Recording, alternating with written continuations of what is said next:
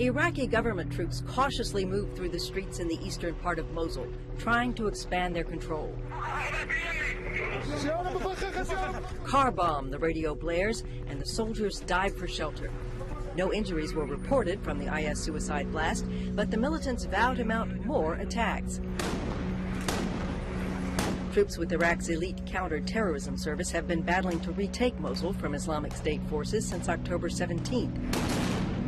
The ebb and flow of battle in Mosul's eastern districts leaves residents feeling under constant threat, even after the army advances through their neighborhoods. Thank God we've been liberated. They imprisoned us in every way. They disconnected our phones, destroyed our TVs and satellite dishes. The internet was disconnected. We were cut off from the world. Mosul is the last major Iraqi city held by Islamic State. Iraqi forces are working to clear the militants from about 50 neighborhoods on the eastern side of the city, which is divided by the Tigris River. We're following breaking news in Japan, where a tsunami has just now reached the coast of Fukushima after a magnitude 6.9 earthquake. These are live pictures coming in right now from Japanese broadcasters NHK. Still, no word on how much damage has been caused. Fukushima is the same area that was devastated by a tsunami back in 2011, which destroyed a nuclear power plant. People in the area have been ordered to evacuate immediately. The warning is for waves of up to 10 feet.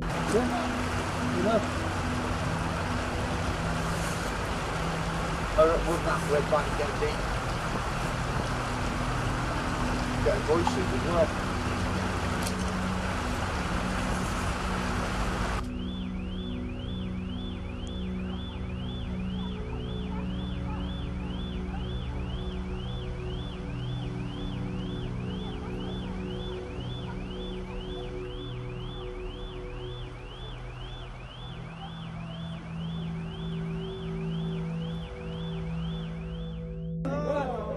Worshippers had packed the Kabul mosque for the important Shiite ceremony of Arba'in when the suicide blast went off. Officials say over 30 people were killed and scores more wounded, including many children. It was the third major attack on minority Shiites in the Afghan capital since July, the two previous ones claimed by Sunni Islamic State. I was praying inside the mosque when suddenly there was an explosion. Right after the blast, the mosque was engulfed in fire and smoke, and everywhere there were broken windows. Afghanistan has seen decades of fighting, but sectarian violence between Sunnis and Shiites is rare here. These latest attacks underline a deadly new dimension to the conflict.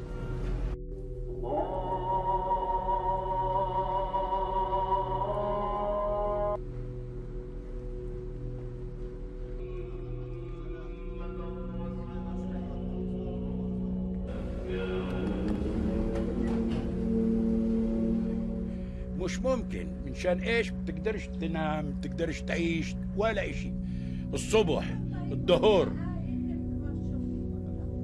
إلا بتستنوا هنا كمان ساعة ونص ساعتين انت تسمع بودنك شو الصوت تبعه.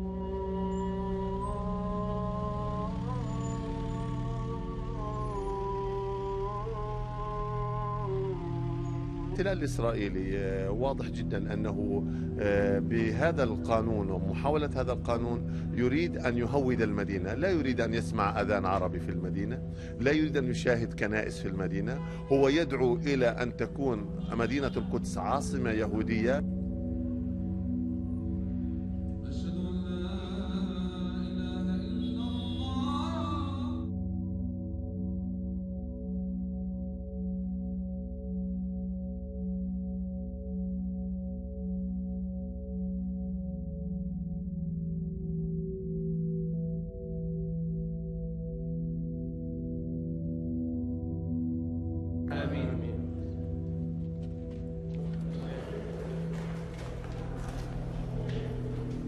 Content de retourner à ces lieux saints et voir ce monastère là où j'ai passé 1 an et demi comme supérieur de monastère. Et en même temps, je suis triste de le voir comme ça, c'est un mauvais état, démoli. Ça me fait du mal au cœur.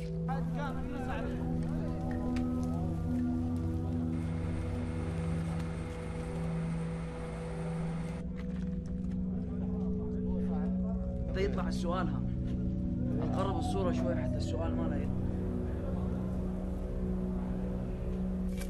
وين هذا؟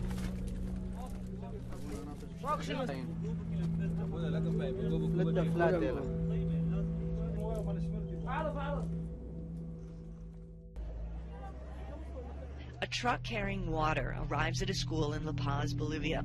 A hard-hitting drought, the country's worst in 25 years, is affecting large portions of the country. Bolivia's Ministry of Education has called for schools like this one to close early to help prevent infection from spreading. Some 125,000 families have been affected. Most neighborhoods in the capital are getting water supplies just 3 days a week. Residents say they can barely make ends meet. We're getting water just for our consumption, this woman said. We can't even clean ourselves, much less wash our clothes. President Evo Morales, who visited drought-stricken regions, has made funds available to help alleviate the crisis. A state of emergency was declared earlier this week, which comes after more than half of the country's municipalities had declared their own drought emergencies previously.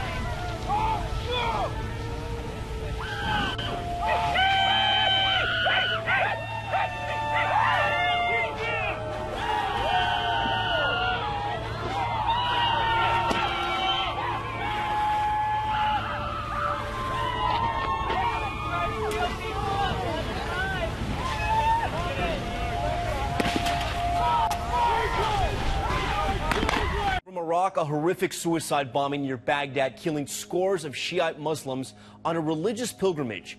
It comes as ISIS is losing ground in the battle for Mosul in northern Iraq, and there is fear that loss could propel the terror group to lash out elsewhere around the globe. Here's ABC's Alex Marquardt. The massive blast from a suicide truck bomb just south of the capital, Baghdad, leaving a charred and smoldering scene and at least 60 people dead. Many of those killed in the attack, which was quickly claimed by ISIS, were religious pilgrims from Iran in Iraq for a religious holiday, which had been seen as a potential ISIS target. ISIS has been under assault in Mosul, their last foothold in Iraq. As their so-called caliphate crumbles, they've lashed out to distract and weaken the U.S.-backed efforts to root them out. There is serious concern that as ISIS loses ground in Iraq and Syria, that they and their followers will respond with attacks in the U.S., Europe, and elsewhere as revenge and as a way to keep their twisted ideology alive. Tom? The wildfires started 3 days ago and are still tearing across central and northern Israel. Tens of thousands of Haifa residents have fled, walls of flame raging through central neighborhoods of Israel's third largest city. The fires are burning in multiple locations, fueled by unseasonably dry weather and strong winds.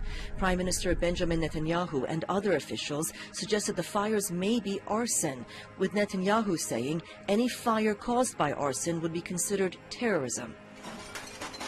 Hundreds of homes have been damaged, but no deaths or serious injuries were reported.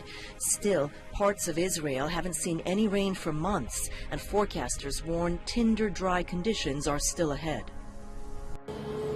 Israeli authorities announced the arrest of over a dozen people on suspicion of arson, as the multiple wildfires raging for 4 days now stretch across half the country. Prime Minister Benjamin Netanyahu says arson appears to explain at least some of the fires, which are being fueled by extreme dry weather and high winds.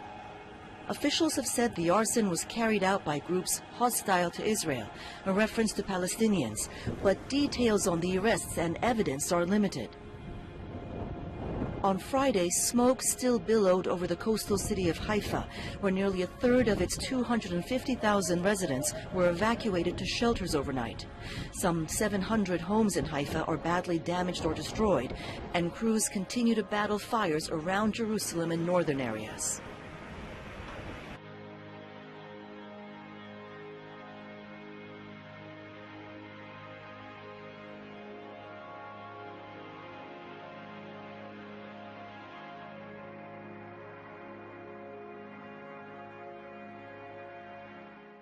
Good evening. 2 people are confirmed dead following an unprecedented outbreak of thunderstorm asthma.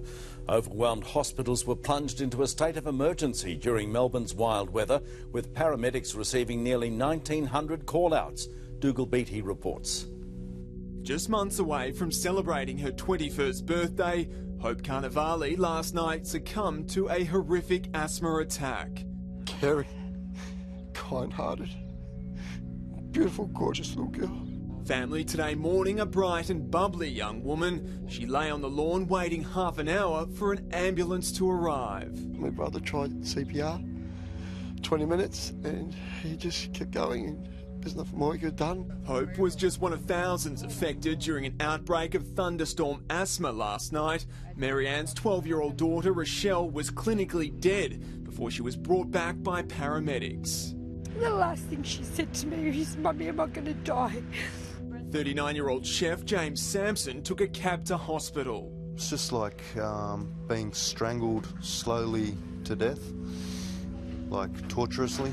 Nearly 1,900 calls for an ambulance were made between 6 and 11 p.m, more than 6 calls a minute and at least 5 times the normal workload. Additional hospital emergency departments set up to cover the influx. It's been an extraordinary 24 hours at the hospital. We've had almost 500 presentations. Patients given Ventolin, some who had never before experienced symptoms of asthma. Literally sitting on the couch and then just started coughing every 5 seconds and could not, just really hoarse, deep coughs. Thunderstorm asthma was brought on by Melbourne's wild weather. Doctors say it's caused by a combination of high pollen, humidity and wind. When the rain hits airborne grains of pollen, they absorb the moisture and burst, releasing smaller particles that penetrate deep into the small airways of the lung, triggering asthma. Ambulance Victoria confirming there were 2 deaths in the western suburbs. There will be other people who died in Victoria yesterday as well.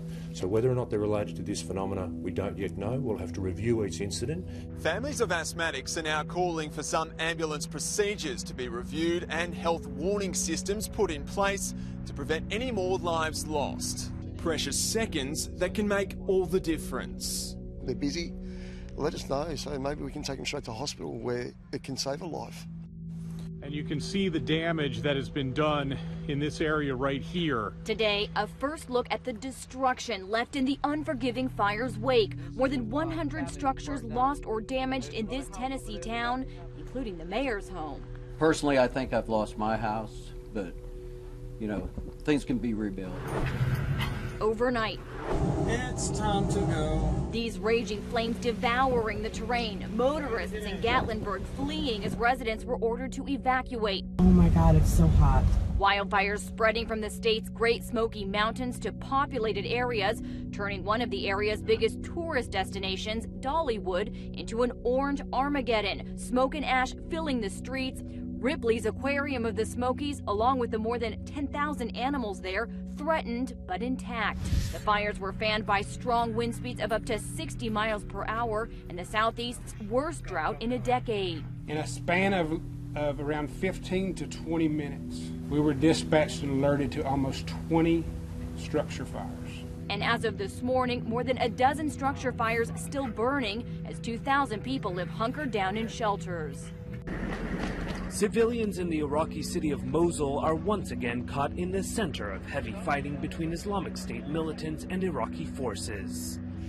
Iraq launched an offensive against the IS stronghold more than 6 weeks ago in an attempt to retake the city, but it's been no easy task, and the human price to pay is high. More than 600,000 residents are without water after a central water pipe was struck during heavy clashes. The shortages prompted new warnings from the UN that food and water are running out. Tens of thousands have been left homeless and are living on the outskirts of the city, with an estimated 6,000 insurgents still in the city putting up a strong resistance with suicide bombers and snipers. The fight appears far from over, and civilians are destitute. Good evening on this Wednesday night, and we begin with those tornado sirens ringing out across several states. Real concerns late today. We would see even more, and difficult weather into the night. These twisters have been deadly. More than 24 reported tornadoes from Louisiana to Tennessee, many striking as people slept. Those who were awake sharing their stories now of racing into shelters. One of those tornadoes leveling parts of Rosalie, Alabama, including a daycare center where families had taken shelter. Tonight, this system reaching all the way up to the northeast, and we begin here with ABC's Philip Mena in Alabama. Tornado warning. Tonight, a full-on tornado outbreak is hammering the south. This massive funnel cloud caught north of Miramar Beach, Florida. Waterspouts crashing ashore. In Atlanta, tornado sirens sound the alarm as residents shelter in place. You need to seek shelter immediately. This after more than 24 reported twisters overnight. It looks like a war zone up here. Residents emerged from storm shelters to utter destruction. The damage here is absolutely awful. At least 3 killed in the town of Rosalie, Alabama. The tornado, a massive EF2, wind speeds over 110 miles an hour. This daycare in Flat Rock flattened. You can see the toys among the wreckage. 3 adults and 3 children who took shelter here seriously injured. The storm's cutting a deadly path from Mississippi. We're really lucky that nobody was hurt here tonight. It could be the other way. To Tennessee, where 2 more people were killed in the storm as they still deal with raging wildfires.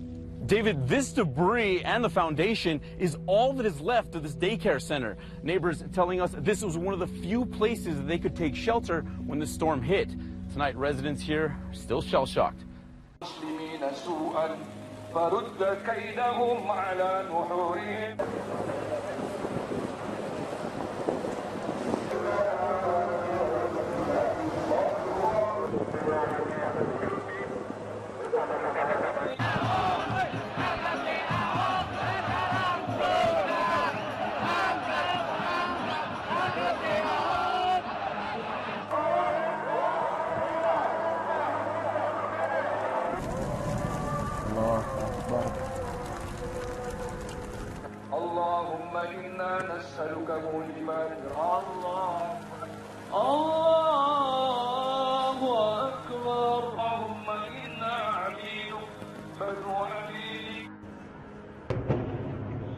With smoke rising over eastern Aleppo, peace appears to be nowhere in sight. The Syrian government is pounding the city and gaining ground over rebel-held areas, raising alarm in the international community. UN Special Envoy for Syria, Staffan de Mistura. I was fearing it would be a terrible battle ending up by Christmas, New Year. I hope the battle will not take place, that there will be some type of formula. EU Foreign Policy Chief Federica Mogherini is calling for immediate action. This will make only things worse, and by the way, I'm convinced the fall of Aleppo will not end the war. We will have other military escalations. So if a call to stop has to be made now. In Russia, Foreign Minister Sergei Lavrov says Moscow is ready to meet with the U.S. to discuss a complete withdrawal of all rebels from eastern Aleppo.